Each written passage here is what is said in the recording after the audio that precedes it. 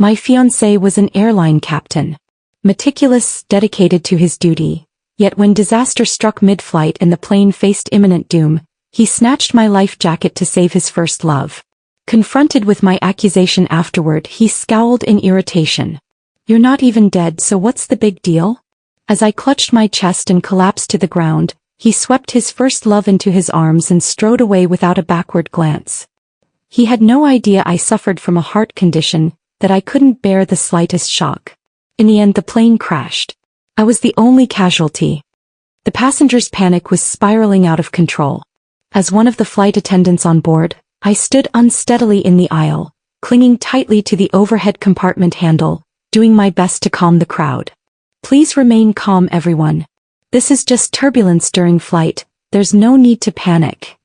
If I'm being honest, I barely believed my own words.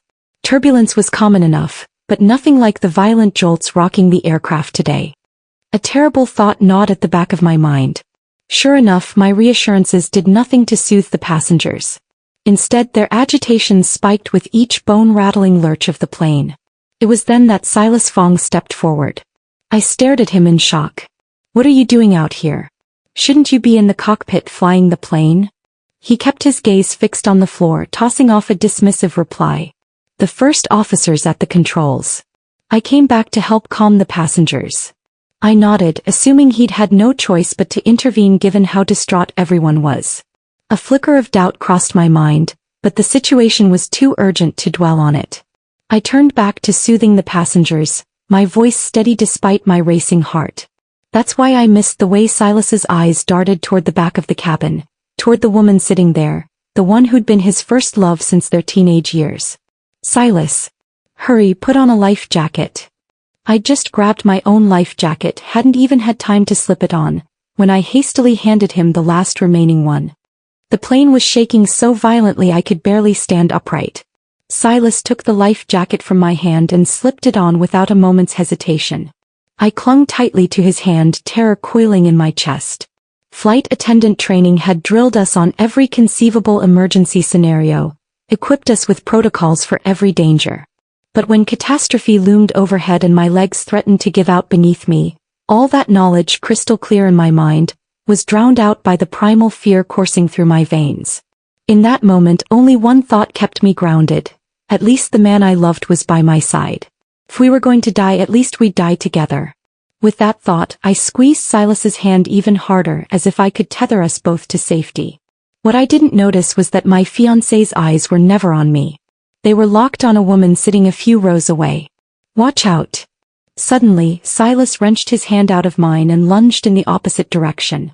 A suitcase, torn loose from its overhead bin by the turbulence, crashed down hard on his back.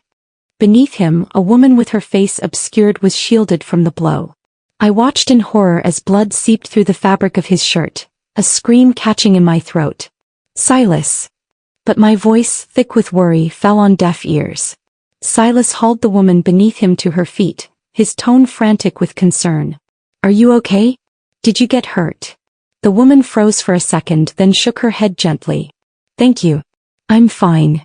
Witnessing this, I naively assumed Silas had acted purely out of duty, protecting a passenger from harm. That illusion shattered when my eyes accidentally landed on the passenger manifest lying on a nearby seat. A name both unfamiliar and achingly familiar jumped out at me. To Ioni Lee, Silas Fong's first love. The girl who'd stood by his side from middle school to college, who'd been the center of his world throughout his adolescence. The girl who'd left him without a backward glance after graduation. In that instant, the face of the woman Silas had just saved overlapped perfectly with the name on the page. This wasn't heroism. It was blind devotion to his first love. I stood rooted to the spot, my throat tightening as I watched him hover over her, his every gesture tender and careful. My eyes stung with unshed tears. The plane lurched again, jolting me out of my heartbreak. There was no time for grief. I herded the passengers into their life jackets, then clasped my hands together and began to pray, my voice a desperate whisper in the chaos. I knew prayers might be useless. But in that moment, prayer was all I had left. The cabin was utter pandemonium. Amidst the screaming and crying, I failed to notice that Ioni Lee wasn't wearing a life jacket at all. The two of them huddled together, murmuring too quietly for anyone else to hear. Then Silas walked back over to me, his eyes fixed on mine in a way that made my skin prickle. I frowned, confused. "You're the captain, shouldn't you be in the cockpit? Or calming the passengers? What are you doing standing in front of me like this?" He looked as if he had something difficult to say, his expression conflicted. Finally he spoke, his words hitting me like a slap in the face. "Stella. You haven't put on your life jacket yet. Give it to a passenger." I stared at him, certain I'd misheard. I leaned in, cupping my ear, until I met his tightly pursed lips and his complicated gaze. Then I knew I hadn't been imagining things. My fingers curled around the life jacket in my hand, knuckles whitening as I turned my head away. "Every passenger already has a life jacket. Why do they need mine?" Silas hesitated, clearly sensing my reluctance. He rushed to explain, his voice strained. "An elderly lady up front couldn't find hers earlier, so she grabbed Ioni's. They tussled over it and the jacket got torn. That's why. That's why you want mine." I cut him off, my voice sharp with disbelief. "Silas Fong, do you have any idea how dangerous it is for me to be without a life jacket right now?" "If you're so worried about her," I added, leveling him with a scathing look, "why don't you give her yours?" Silas's lips twisted into a stiff, humorless smile. He looked almost angry, as if my question had insulted him. "I'm the captain. Something happens to me, this plane is doomed. You're a flight attendant, didn't you pay attention during training? It's your duty to prioritize passengers in an emergency." His voice rose, growing more impassioned with each word, as if he were trying to convince himself as much as he was trying to convince me. Before I could respond, he grabbed the life jacket out of my hand in one swift, brutal motion. Then he turned and walked away without a single backward glance. I watched, numb with shock, as he presented the life jacket to Ioni like a precious gift. She rewarded him with a soft, grateful smile. I stood frozen in place, my mind blank with disbelief. It wasn't that I was unwilling to give up my life jacket. After all, protecting passengers was my job. And if the worst did happen, a single life jacket might not even make a difference. But I'd never imagined Silas would snatch it from me like that. The only person on the entire plane without a life jacket, I forced myself to swallow my fear and carry out my duties as a flight attendant. Against all odds, the plane eventually stabilized after we passed through the worst of the turbulence.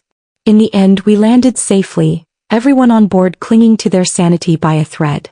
The moment the plane came to a complete stop, I let out a breath I hadn't realized I'd been holding. Once the last passenger had disembarked, the tension that had coiled in my chest for hours finally snapped. It was only then that I felt my heart hammering against my ribs, far faster than it ever should have been. A sinking feeling gripped my chest. I stumbled toward the exit, desperate for fresh air. Just outside the airport, I spotted Silas, his arms slung protectively around Ioni's shoulders. The sight of them sent all the pent-up anger from the flight flooding back. Ignoring my racing heart, I marched straight toward them and blocked their path. "What the hell was that, Silas Fong?" He shifted uncomfortably under my glare, brushing me off with a dismissive wave. "I was just looking out for the passengers." "Drop it." His evasive tone only fueled my rage. I grabbed his arm, my gaze locking on Ioni behind him as I spat the words out. "Don't think I don't know who she is. And don't you dare forget I'm your fiancé." Ioni's eyes widened in surprise. She turned to Silas, feigning innocence. "She's your girlfriend?" I noted how she deliberately downplayed it, girlfriend, not fiancé. Silas wrenched his arm free, his face twisting with impatience. "Why are you making such a big deal out of this? You're not even hurt." Whether it was my accusation or having his relationship status exposed in front of his first love, something snapped in him. He looked positively flustered. But his words cut through me like a knife. My already erratic heartbeat skyrocketed, making it impossible to breathe. I clutched my chest, my lips parting to beg for help. Before I could utter a word, Ioni crumpled to the ground. "Ioni." Silas's panicked shout drowned out my faint plea. His eyes were fixed solely on the woman lying motionless at his feet. But I saw it, the faint flutter of her eyelashes. He was faking it. Silas didn't spare a second glance for the detail. He scooped Ioni up in his arms, his face etched with worry as he prepared to rush her away. Summoning every last ounce of strength, I reached out and grabbed the hem of his jacket. Silas. Help me. I can't breathe. He spun around, his voice dripping with irritation, each word lacerating my heart. Will you stop? The second Ioni faints, suddenly you're feeling unwell too? Call an ambulance if you're that bad, I'm not a doctor. The air was thick with the taste of suffocation. I couldn't get another word out. My fingers slipped from his jacket as I crumpled to the cold floor. Out of the corner of my eye, I watched him carry Ioni away without a backward glance. He had no idea I had a heart condition. That this could kill me. Curled up on the freezing tile, I felt my heartbeat slow, then grow weaker and weaker. The chaotic buzz of the crowd faded into a dull hum, then silence. It was as if the world itself was watching me slip away. I forced my heavy eyelids open for one last look at the world. It was just an ordinary day, except that I would never see another one. In my final moments, a young couple passed by, carrying a birthday cake. Cake. What a shame. I'd never get to celebrate my birthday this year. My mind wandered unbidden to my birthday last year. Silas had woken me up with a cake and a gift, his eyes soft as he sang me happy birthday. Back then, his gaze had been filled with nothing but me. Lost in the warmth of his ocean-deep eyes, my heart had overflowed with sweet, giddy happiness. Seizing the moment when I was still starry-eyed, Silas had leaned in and made a wish for me before I could stop him. I wish Stella will be happy forever, joyful forever. I wish we'll be together forever. 3 forevers. They'd sounded like a promise, proof that at least for that fleeting moment he'd truly loved me. I'd playfully punched his arm, turning my head away with a huff. Hey, it's my birthday. Why are you making wishes for me? Besides, when did I ever agree to be with you forever? Don't get ahead of yourself. Silas had laughed, pressing a kiss to my cheek. Then tell me what you wished for, Monsieur. Let your boyfriend make it come true. I'd lit the candles on the cake, closing my eyes to whisper my heart's desire. I wish Silas Fong and I will be together for a lifetime. Safe and happy always. After blowing out the candles, Silas had leaned in, his voice warm with curiosity. What did you wish for? Tell me. Wishes don't come true if you say them out loud, I teased, shaking my head. Not telling. Then Silas had pulled a small box from behind his back, dropping to one knee as he looked up at me, his eyes brimming with love. I have a wish too, Stella. I wish you'd marry me. Inside the box was the very ring I'd gushed over months ago, pointing at it through a jewelry store window and sighing, it's so beautiful. Tears had streamed down my face as I threw my arms around him, whispering in his ear, my wish was that we'd be safe and happy together forever. They say wishes don't come true if you speak them aloud. Now I knew it was true. Not only had we not stayed together forever, but I couldn't even hold on to my own safety and health. With my last shred of strength, I fumbled for my phone and dialed 120. But it was too late. Before the ambulance could arrive, my erratic heartbeat slowed to a crawl. Then stopped altogether.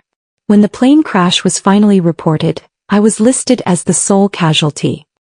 But I wasn't ready to go. I couldn't accept that I'd died so quietly, so senselessly, fading into nothingness like this. My heart condition had never been severe for years, it hadn't flared up once. But today. First the violent turbulence that had racked the plane, then my fiancé snatching my life jacket to save another woman, then his cruel, unfeeling words. They'd all been too much.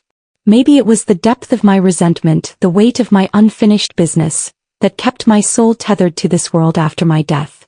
I didn't dissipate, I lingered, invisible to the living. I watched Silas rush Ioni to the hospital, hovering over her bedside as he fussed over her every need. Oh my dear fiancé. While you were busy fretting over another woman, your own fiancé had breathed her last breath alone on a cold airport floor. I wondered, would he feel even a flicker of guilt when he found out I was dead? It didn't matter. Whether he did or not, I was going to make him pay. I was going to ruin him, reduce him to nothing but rags and regret, before I'd finally rest in peace. I followed them to the hospital, watching as the doctors examined Ioni.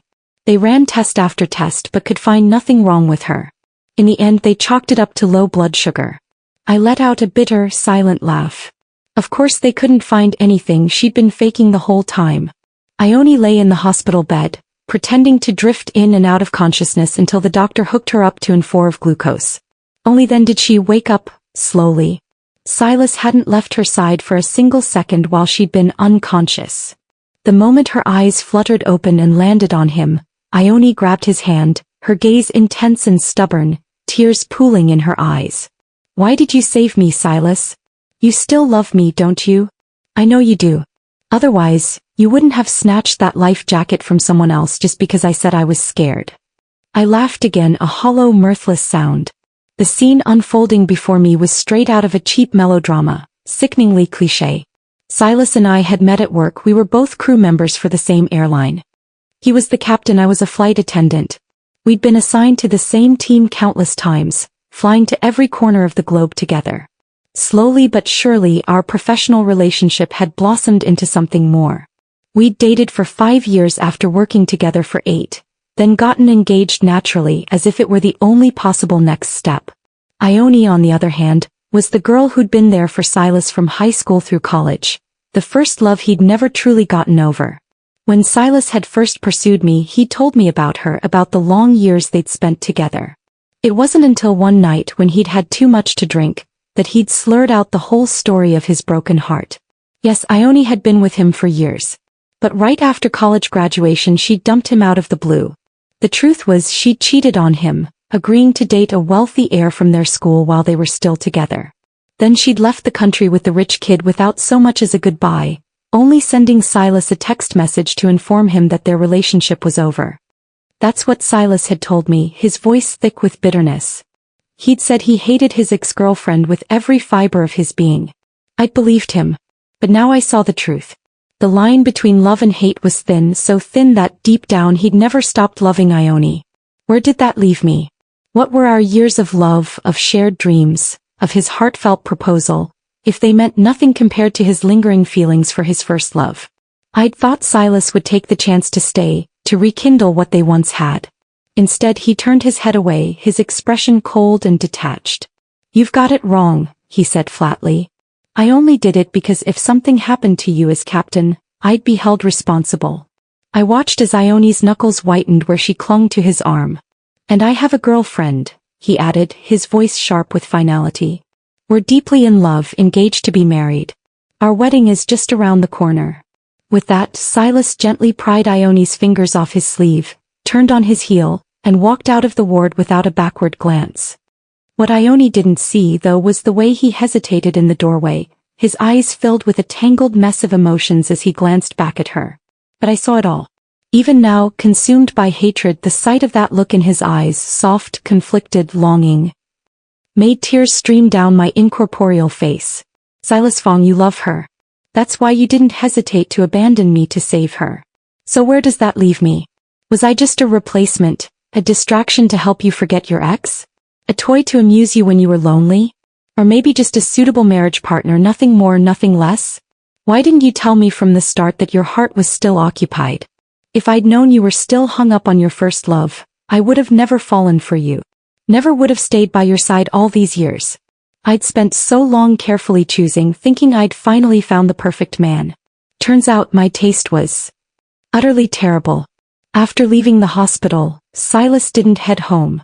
Instead he went back to the airport. I followed him as he wandered aimlessly through the bustling terminals, his gaze searching every corner as if looking for something or someone. It wasn't until he'd circled the place 3 times that it hit me. He was looking for me. We rarely fought, and when we did I was always the first to cave.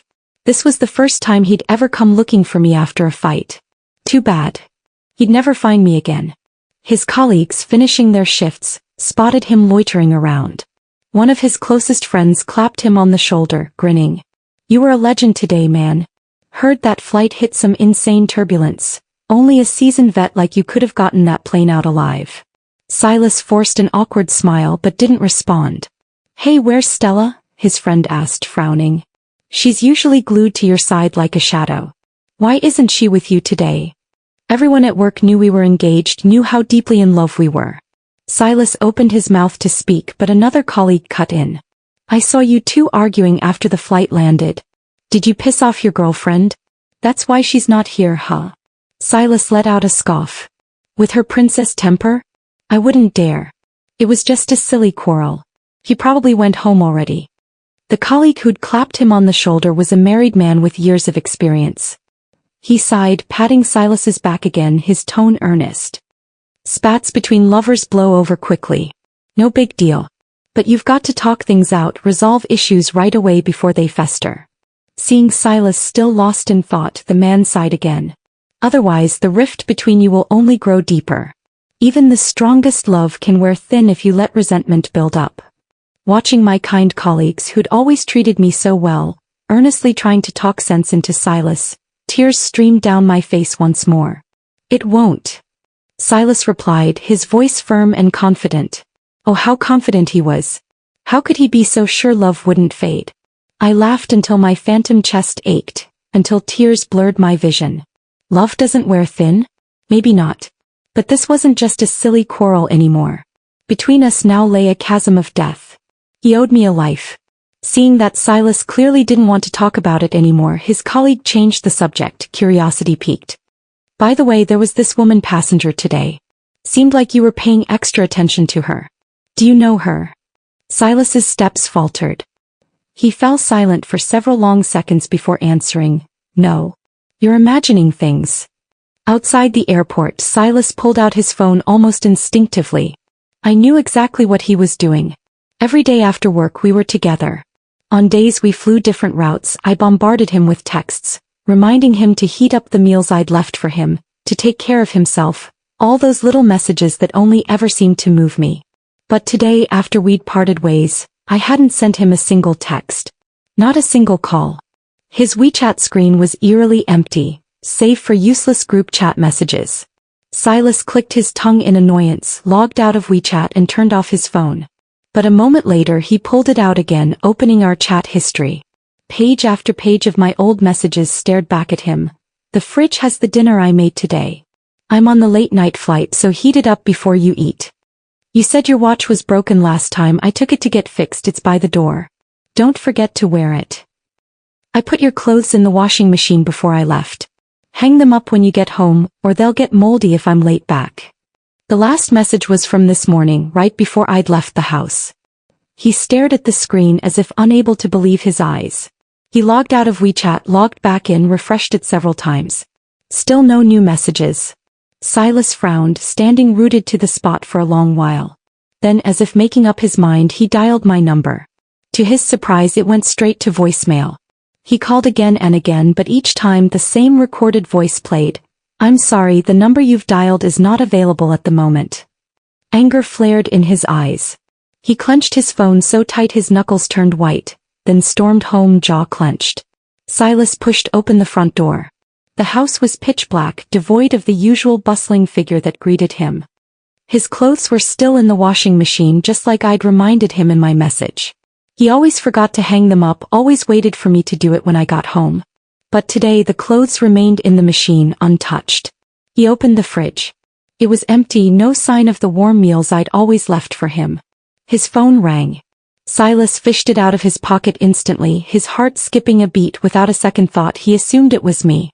But when he saw the caller ID Ioni, a flicker of disappointment crossed his face. It's not Stella. I stared at him, stunned. Did he actually wish it was me? Silas answered the call numbly. Ioni's voice came through the line, shaky and unstable, her tone fraught with emotion. Silas Fong, where are you? I need you to come see me. Ioni, we broke up a long time ago, Silas said, rubbing his temples, his voice laced with exhaustion. I don't owe you anything. It's late, go to bed. What if I jump off the hospital roof? Ioni cut him off sharply. Would you come see me then? Silas's head shot up, his voice suddenly tight with panic. I'll be right there. Don't you dare do anything stupid. My soul followed Silas as he rushed to the hospital without a moment's hesitation, driving like a man possessed. Was she really that important to him? When Silas arrived, Ioni was standing on the hospital rooftop, the empty air stretching out around her. No one knew how she'd sneaked up there. She looked at him with tearful, reproachful eyes. How could you leave me all alone in the hospital? Silas dragged her down from the ledge, his face impassive. I have a girlfriend, a fiancée. I was going home to her. Ioni's lips trembled at his words. She threw her arms around him and burst into tears. Silas frowned, sniffing the air. Have you been drinking? Ioni shook her head dismissively, waving a hand vaguely. Just a little. Only a tiny bit. Silas, I'm back in the country now, she mumbled, clinging to him like a lifeline. Let's start over, please. I've missed you like crazy these past few years. With that, she pressed herself even closer, her arms locked tight around his neck, refusing to let go. Silas froze, caught off guard, his hands hanging awkwardly at his sides. Don't do this. I'm engaged. But your heart is telling me you still love me. Ioni's eyes were hazy with alcohol and longing, a soft, intoxicating gaze that could melt any man's resolve. A flicker of emotion crossed Silas's face, hesitation, maybe even a hint of old affection. Suddenly his phone rang again, shrill and insistent in his pocket. The sound jolted him out of his trance. He pushed Ioni away abruptly. I have to go. He turned and walked away without another word. Silas Fong, she called after him. He didn't look back. It wasn't until he'd reached the ground floor that he pulled out his phone. It was my mom calling. She only said one sentence on the other end of the line. Prick. The phone slipped from Silas's hand and shattered on the floor. He ran out of the hospital as if the devil himself were chasing him. His car roared down the street, speeding well over the limit, but he kept slamming his foot on the gas pedal, his knuckles white on the steering wheel. The rearview mirror reflected his bloodshot eyes. The GPS voice droned steadily, XX City First People's Hospital. He was rushing to the place where my body lay. My soul sat in the back seat watching him silently. The farce was finally coming to an end. Silas Fong was about to find out I was dead. A WeChat message popped up on the cracked phone screen, sent 2 hours earlier. Stella, where are you? I'll come pick you up, okay? Too bad. He'd never pick me up again. But none of that mattered anymore. Inside the hospital's operating room, the air was heavy with grief, broken only by muffled sobs. Silas stood at the door, his world spinning violently. He could barely stand upright, his legs trembling so badly they threatened to give way beneath him. His hand clutched the doorframe, his knuckles bleached white from the force of his grip. When my mom spotted him, she charged forward, screaming and hitting him with her fists, before collapsing to the floor, overcome with sorrow. Give me back my daughter. Give her back to me. Silas paid her no mind. He stared transfixed at the body covered by a white sheet, his hands shaking uncontrollably. This can't be happening. It's impossible. She was fine this afternoon. This can't be Stella. It's not possible. He muttered to himself for what felt like an eternity, then suddenly looked up, his face lighting up with a delusional hope. I get it. She's mad at me for today, isn't she? She's playing a trick on me. You're all in on it with the doctors, right? Let me tell you, your acting is terrible. No one would believe this. Tell Stella I'm sorry. It was my fault today. Tell her to come out now. This joke isn't funny at all. He looked around, expecting everyone to burst out laughing and admit the hoax. But the room was deathly silent. Everyone avoided his gaze, their faces grim and solemn. Silas pressed his lips together, his voice hardening. If she comes out now, we can talk this through. I'm not in the mood for this prank. A doctor stepped forward, his expression grave, and held out a death certificate. The hospital doesn't stage pranks, sir, and our diagnosis isn't a joke either. She was already gone before the ambulance even arrived. Sudden cardiac arrest, even the best doctors in the world couldn't have saved her. Silas didn't take the certificate. Instead, he let out a harsh, disbelieving laugh, a laugh that quickly spiraled into wild, hysterical cackles, his shoulders shaking violently with each sound. He looked around at the wary faces of the medical staff, his voice rising. That's a lie. I never knew she had a heart condition. It's impossible. That's not Stella in there. I'll prove it to you. Before anyone could stop him, he marched over and ripped the white sheet off my head. His words died in his throat. My face was pale, drained of all color, my features frozen in an eternal peaceful repose. No. This can't be. The doctors, fearing he'd do something drastic in his state of shock, rushed forward and restrained him. I'm sorry for your loss, sir. This isn't real. How could she have a heart condition? How did I never see it? His eyes traced every inch of my face as if searching for a sign, a flicker of life that would prove this was all a terrible dream. Finally, he had no choice but to accept the truth. I was dead. Silas crumpled to his knees, tears streaming down his face. He raised his hand and slapped himself hard across the cheek again and again and again as he chanted, "It's all my fault. It's all my fault." My best friend, who'd rushed to the hospital as soon as she heard the news, stood nearby, dabbing at her eyes with a tissue. Her voice cracked with tears as she said, "It's not your fault. Please don't do this to yourself." Stella's condition was never serious. If someone had just helped her when she needed it most, she might still be alive. Her words were like a knife to his heart. He knew exactly who she was talking about. He was the one who'd ignored my pleas for help. He was the one who'd killed me. The realization was too much to bear. Silas collapsed to the floor unconscious. Silas woke up in a hospital bed. The doctor told him he'd fainted from acute emotional distress. His eyes flew open and his first instinct was to look to his side. The bed was empty. He scrambled out of bed, half crawling, half stumbling, not even bothering to put on his shoes. He ran out of the ward in his hospital gown, barefoot on the cold tile. He ran back to our house, but the empty rooms, the silent halls, screamed the truth at him. I was gone. Standing in the quiet, lifeless house, Silas doubled over and retched violently. But he hadn't eaten anything since he'd fainted, so all he brought up was bitter, burning bile. When he'd finished, he went back to the hospital. He snuck into the morgue where the air was cold and still, and there he saw my body once more. All hope left him. He dropped to the floor, his knees hitting the hard concrete, and screamed, his voice raw and broken. Mud and dirt from his bare feet stained the clean white floor. I deserve to die. I deserve to die. He repeated the words over and over like a broken record. I watched him, my ghostly lips curling into a cold smile. Yes, you do deserve to die. But first I'm going to take everything away from you. In the days that followed, my soul stayed by his side, watching as he spiraled into ruin. He refused to leave the hospital, insisting on staying by my body day and night. When the hospital staff tried to force him out, he took a knife and slit his wrists over and over, until his arms were covered in blood. The hospital had no choice but to let him stay. His downward spiral was interrupted by a phone call from the airport's management. They'd been calling him nonstop for days, but he'd ignored every single one.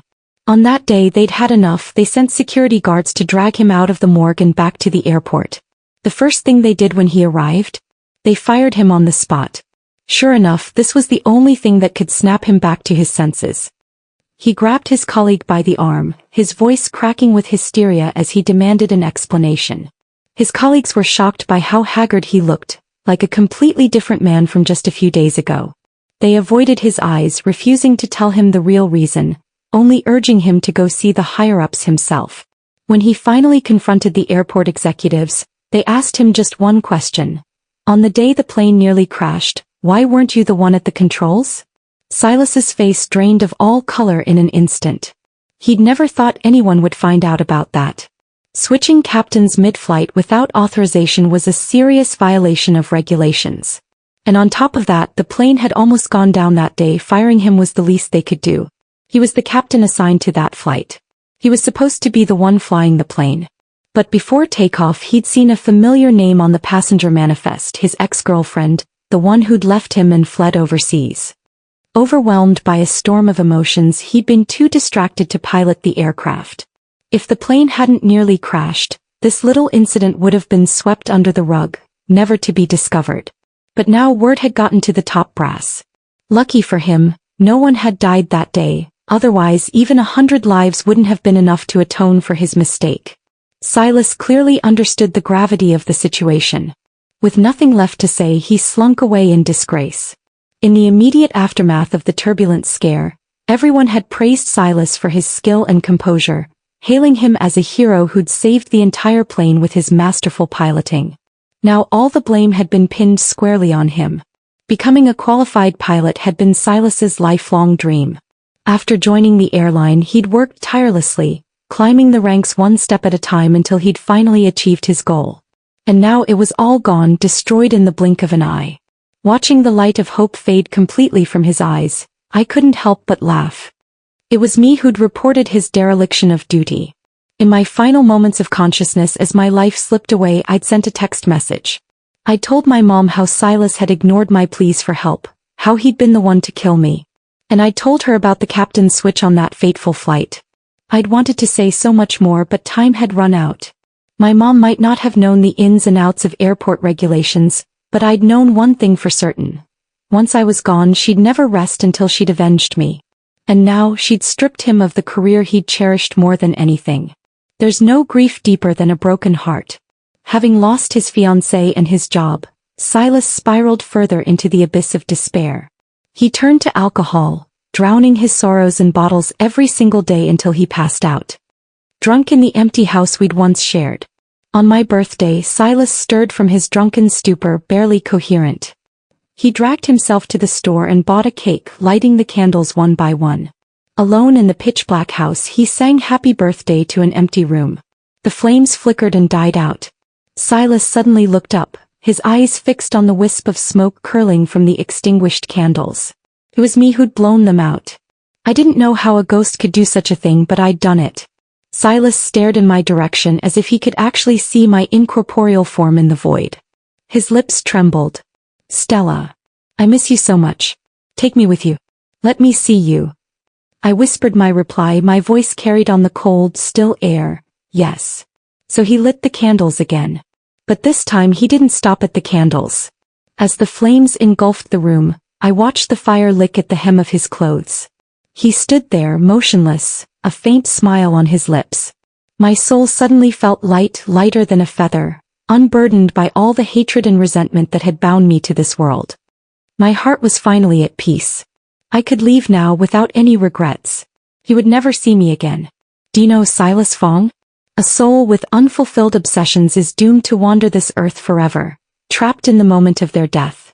You wanted to see me so badly, but I never wanted to see you again. I wanted you to lose everything, to follow me into the grave. Now you'll never find me. And with your own obsessions weighing you down, you'll be trapped here forever. I'll condemn you to wander this world as a lonely, restless spirit, for all eternity, forever burning in the flames of your own regret. Silas Fong, my life will begin anew. But you'll be frozen in this moment forever.